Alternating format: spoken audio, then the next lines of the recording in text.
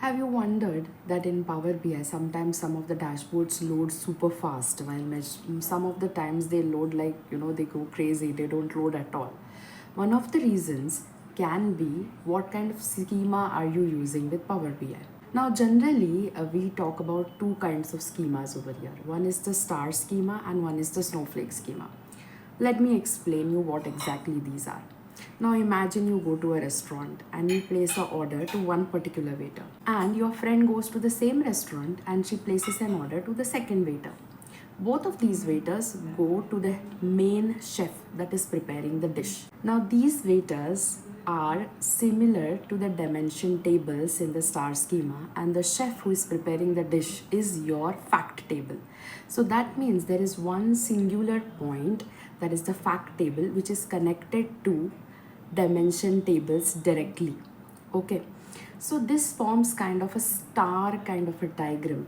Okay, that's why it is called as the star schema. And on the other hand, you go to another restaurant and you place an order.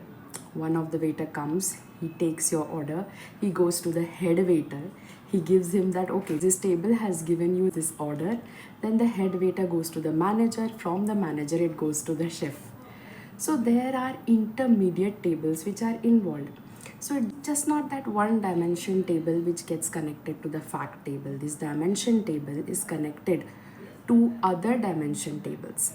So I will give you some examples over here of a star schema, how it is connected, and of snowflake schema, how they are connected. Okay, so the interesting point is that because star schema is super straight, with less tables, there are lesser joints which are involved, and though redundancy increases, the time to process the data decreases.